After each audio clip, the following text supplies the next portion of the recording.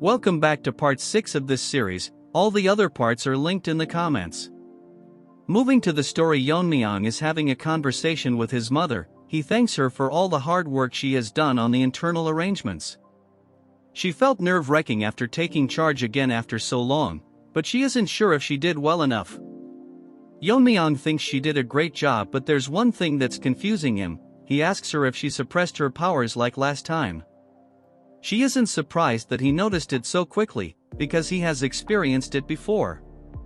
However, to Yeon-myeong this is still an impeccable suppression. He asks her, since she has reached the fire realm, she doesn't need to hide her powers anymore.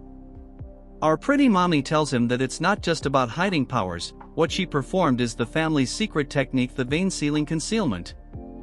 She also hopes that Yeon-myeong will also learn to hide his abilities. Since she is pretty, we will let it slide. To explain this to our Chad, she has to explain him quite a long story. As the founder of the martial art and the ancestor of the Tang family, she has to tell Yeon-myeong about him.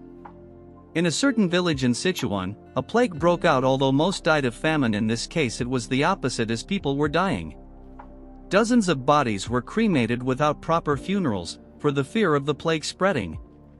Everyone in the village had already caught the plague, and were just waiting for their time to die.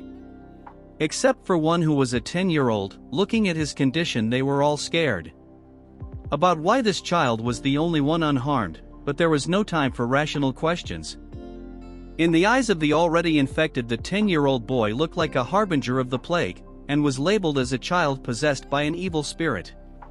Since he had nowhere to go, he ended up hiding in a cave. To escape the rain and to feed himself, he started stealing food left at the shrine near the village to ward off the plague.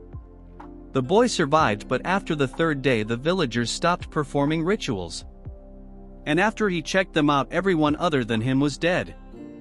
The boy wandered, thinking to himself, why the only one unharmed? The question didn't linger for long, and a mysterious group came for this boy.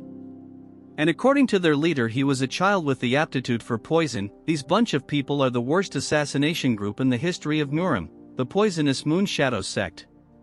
They kidnapped children from all over the world and trained them as assassins, and fed them poison to prevent them from escaping. Furthermore, they administered the antidotes periodically. The boy grew up to be an assassin. Before long he saw the gruesome state of his comrades, who died from not receiving the antidote on time, realizing that the plague in his village was caused by the poisonous sect, and not by him, which is what he initially thought. From that point onwards the boy pushed himself to his limits to become stronger. No matter how dangerous the mission was, he completed it, no matter how difficult it was.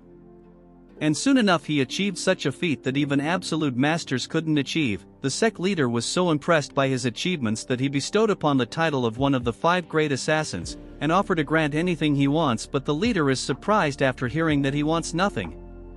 But looking at his face, we all know he wants them dead. The boy reached such a high level, and with the instincts gained from fights with absolute masters, and his own ultimate technique based on the martial arts learned in the sect, which was the first flower rain. Thus the poisonous Moon Shadow sect was erased from this world.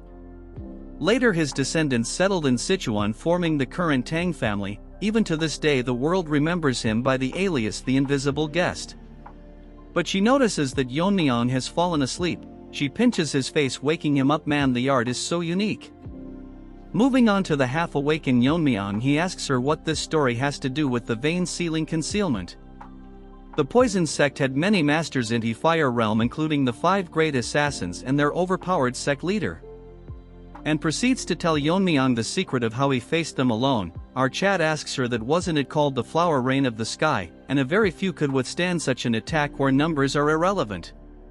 She tells him that what he said is half right, and the art is called the flower rain of the sky, but it is not actually a martial art for hidden weapon, but a martial art that controls energy, shocking our Chad, and asks her to confirm if it really is a martial arts that control energy instead of hidden weapons. She tells him that the battles at the fire realm are clashes of energy. When the opponent attack with energy, the person on the receiving end has to defend with energy, since ordinary hidden weapons techniques can't penetrate the body protecting energy of a fiery master.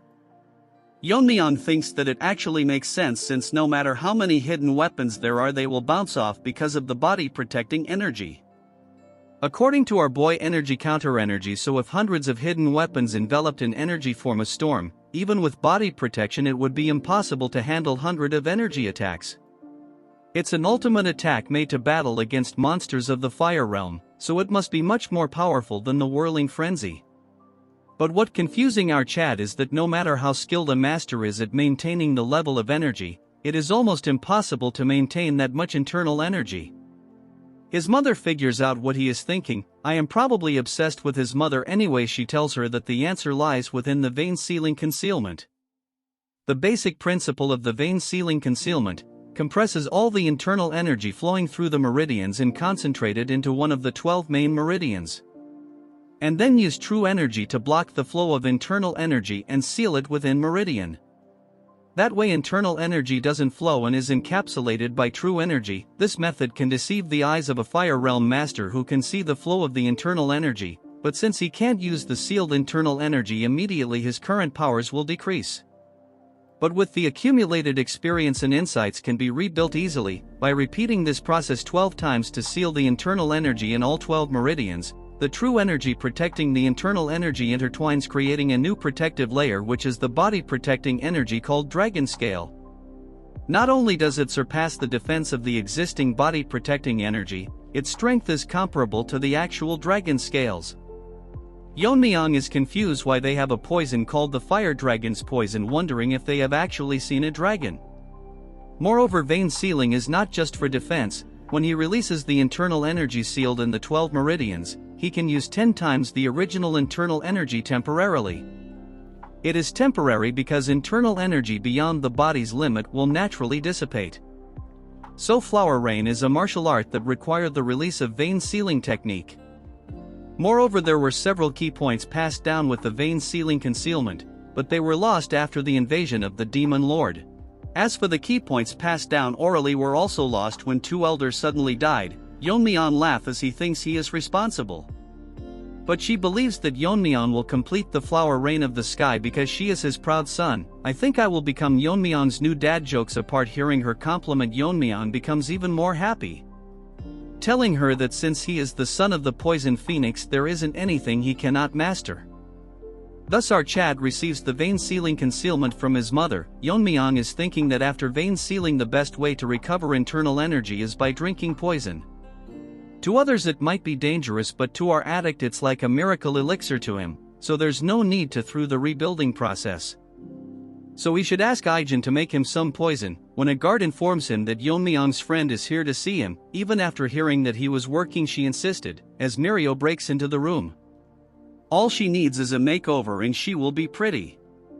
Yeon-myeong gets confused why she is out of breath, and she tells him that if this keeps up her sister will die, confusing our innocent-looking Chad.